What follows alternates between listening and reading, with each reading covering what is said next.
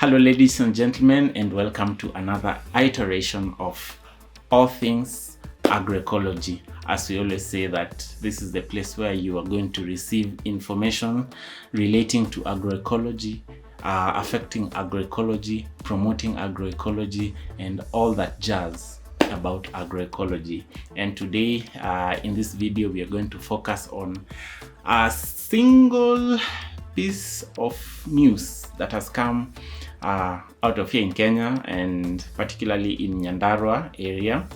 But really this information is coming from Egerton University, which is a premier agricultural institution, research institution and learning center in Kenya, where they did a research on pesticides in where? In Nyandarua County.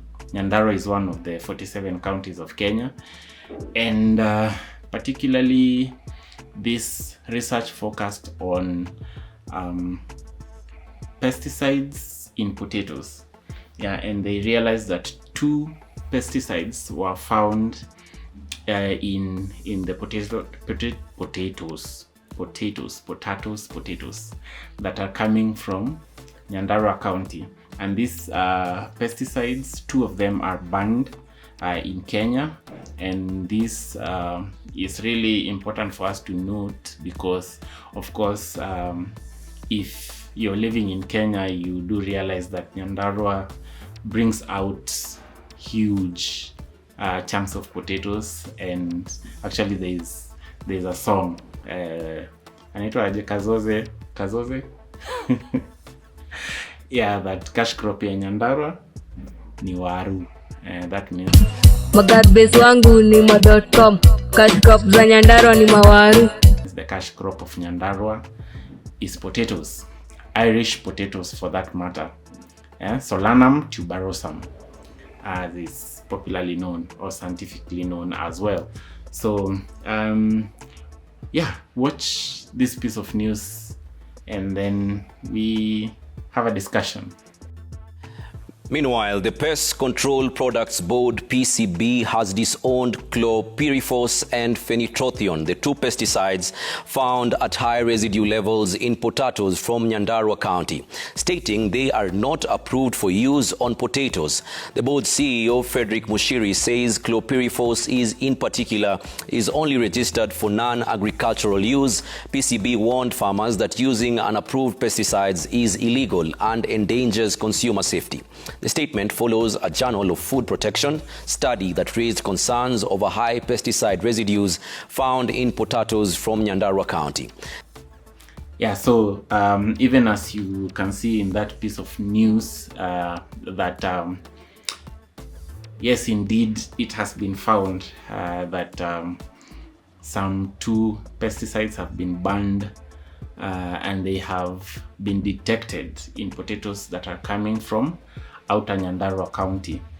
Only 2 pesticides were detected at levels exceeding the EU Codex MRLs. PCPB wishes to state that it has not approved the use of the 2 insecticides for use on potatoes, and any use on potatoes is actually a criminal element.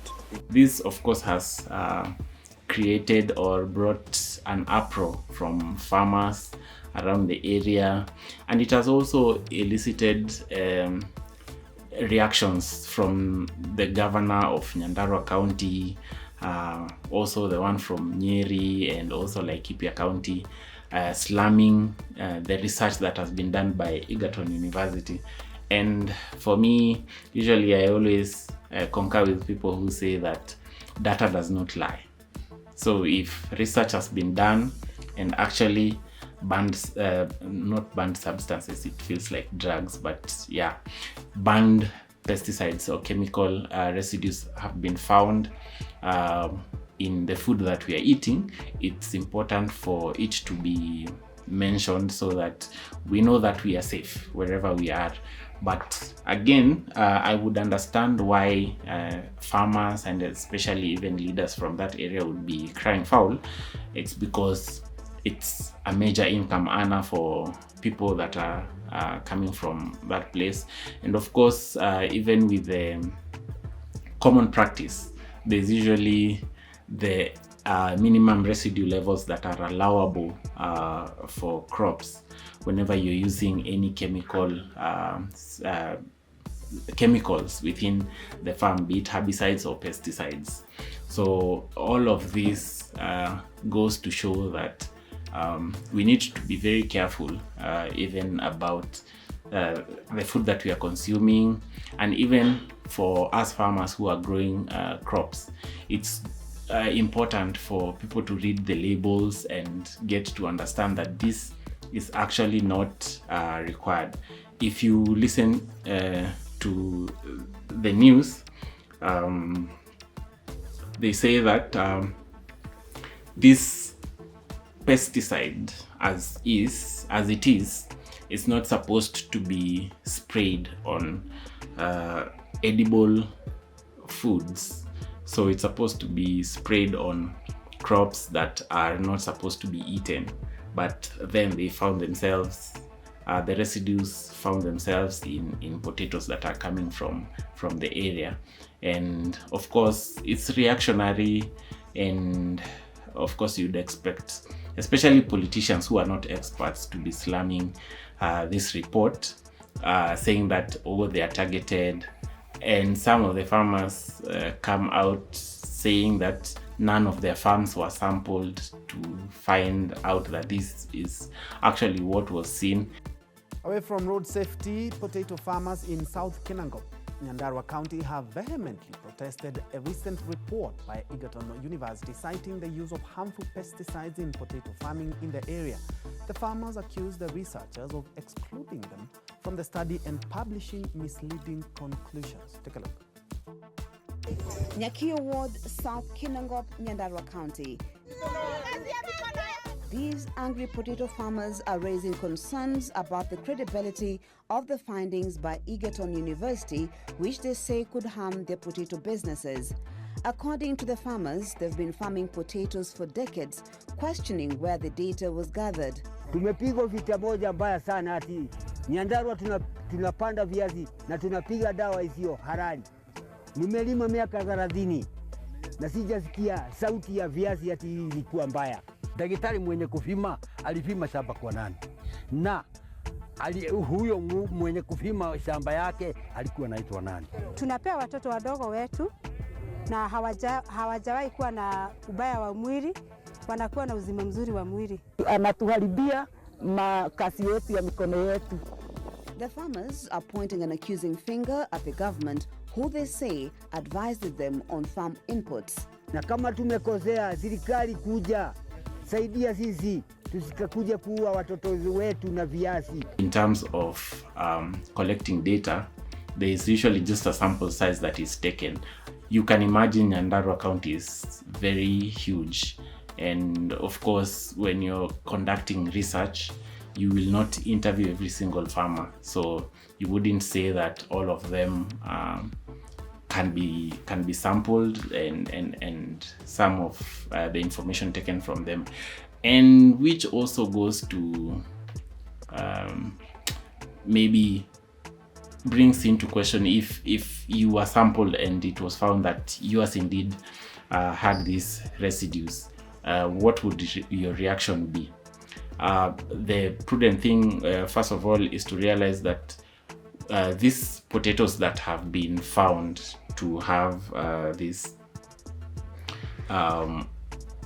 banned pesticides, what is the pesticide that has been used? And because it has been mentioned, then you go back and ask yourself, did you use this banned pesticide? Yeah. And it is very important even for farmers to keep records of their farming practice within the season, so that it is realized that even for the pesticide that has been used within an area, it has been applied in the proper quantities. Now, which brings me to agroecology. Now, if agroecology was being practiced, now we wouldn't be having all this uproar, we wouldn't be having all this problem, because now you can imagine some people out there who are very conscious about their health would be thinking, what if I buy potatoes and they are not labeled from which side of the country that they are coming from? Do we need like a traceability element to every single crop that is grown in the country? When you're buying food, do you really need to know where it's coming from? Who is the farmer that grew it? What was the management practice that is coming out of all of this? But really, we need trust, because trust is also an element in agroecology. So what are we talking about here? With agroecology, the farming techniques that are being employed is just within the farm. There's nothing external that is being introduced or imported into the farm. So even when it comes to pest management, there's the whole element of the IPM, integrated pest management, which details a whole lot of things, of which I think I will talk about it sometime later here in this platform. And you wouldn't have to be worrying about any chemical residues that are coming from any food anywhere.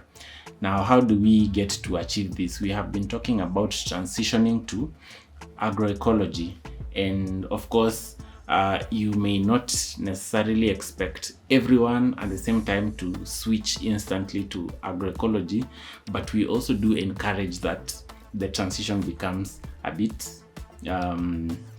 sequential, slowly transitioning until you go fully into agroecology. So for this reason, you are looking at a situation where agroecology is underfunded, and which really it really needs to be funded, because we do have an existing agroecology strategy in the country, and different counties have been developing their agroecology policies. For example, we have Vihiga County, which we talked about. We have Murang'a County. There is Nyeri County that is also coming up. So it is important to look at how all of these things are employed.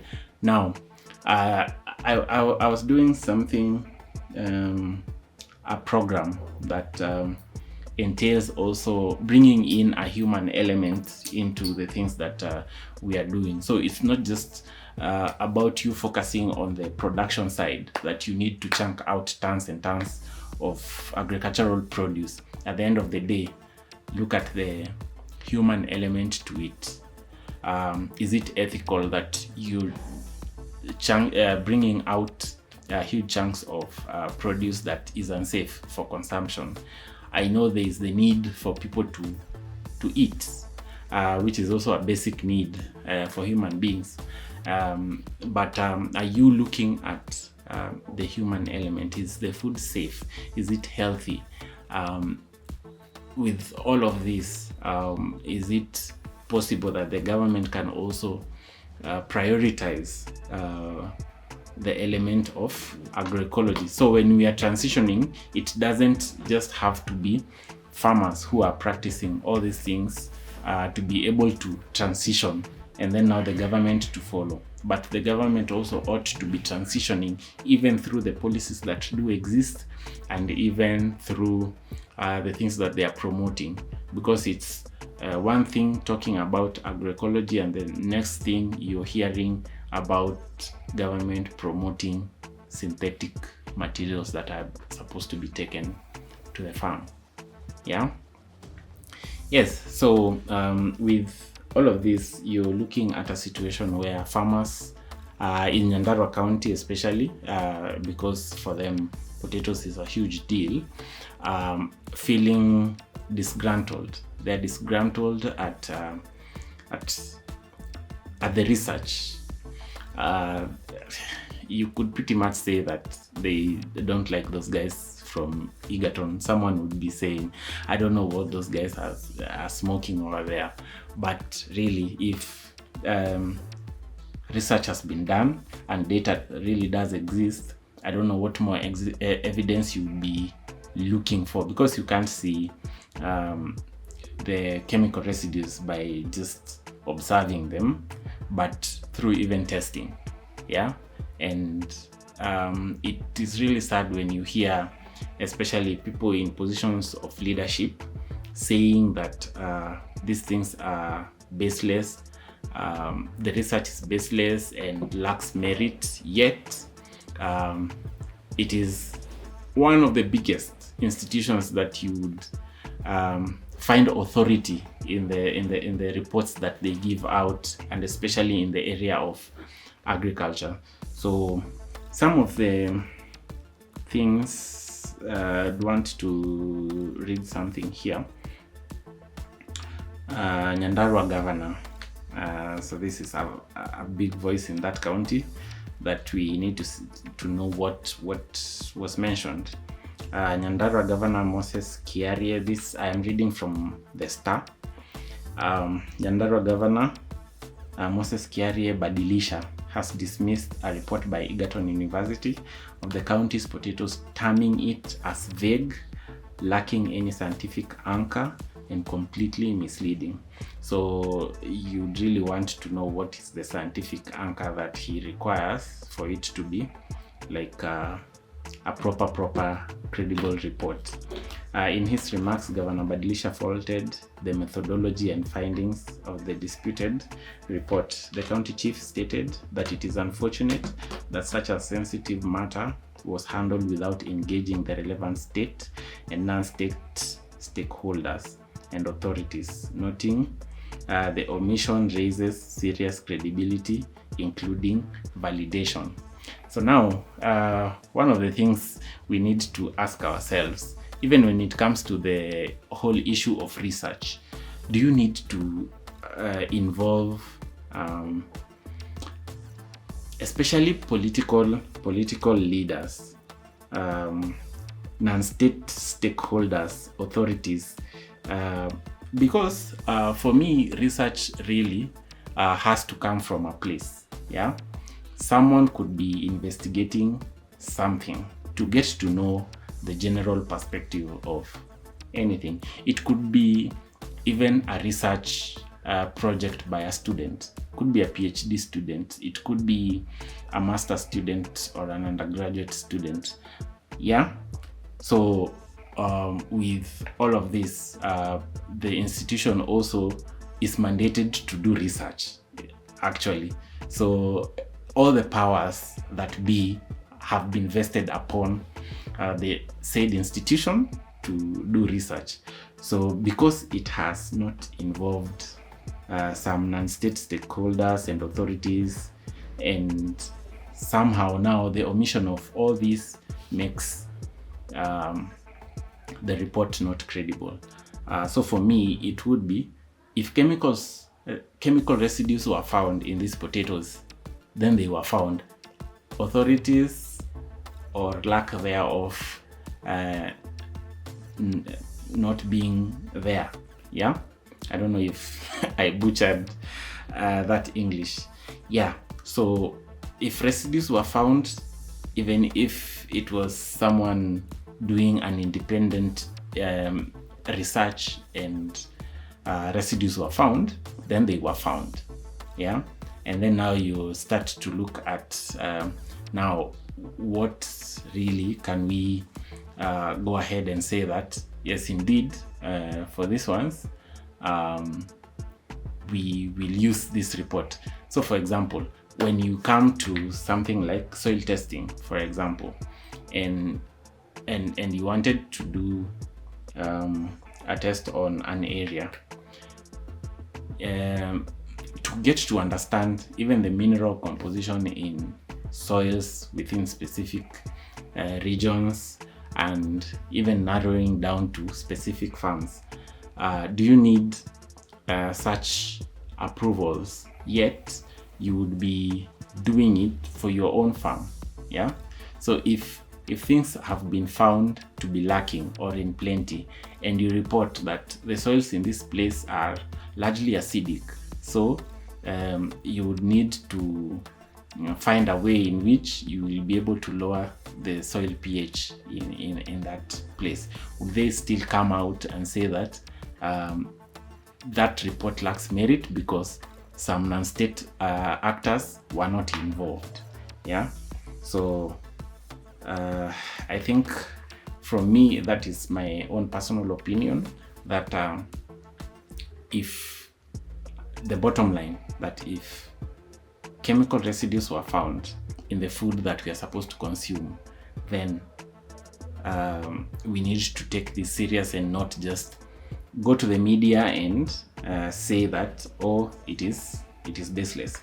So the report, influence of a non-farm pesticide practices and processing methods on pesticide residue levels in potato tubers in Nyandarua County, Kenya. That's the title of the report. Indicated that most potatoes from the county's smallholder farmers contain excessive levels of weed killers and pest killers even after cooking. Oh Lord. So even if you cook, bado imejaa kemikali, your food labda ni kali. Yeah. So that is because most smallholder farmers mix many chemicals and do not adhere to manufacturers' directions. Some of the chemicals found in potato tubers are banned in Kenya because they cause cancer and brain problems. Smallholder farmers, 275 of them, who had produced Shangi potato variety for at least 2 seasons, were randomly selected for the study with the assistance of the sub-county agricultural officers. Yeah, So we are looking at credible voices. Yeah, they were interviewed using semi-structured questionnaires and face-to-face interviews. Respondents were informed of the intent of the study before the administration of the questionnaires, and consent was obtained. There's a need to expand for expanded educational initiatives to promote good agricultural practices among the potato farmers or farming communities to ensure food safety and environmental sustainability, said authors of the study, which was funded by the Louis Dreyfus Foundation, LDF, and facilitated by the county government agricultural officers. Yeah, so in essence, the governor of Nyandarua County is speaking against his own officers. Yeah, the report lacks credibility. Transition to agroecology, and you would not be having all this debate, hulabaloo, worry. Even for us, you see, now I am not from Nyandarua County. The closest I come to Nyandarua County is having a few friends who come from there, and the potatoes I eat, yeah, keep it all things agroecology.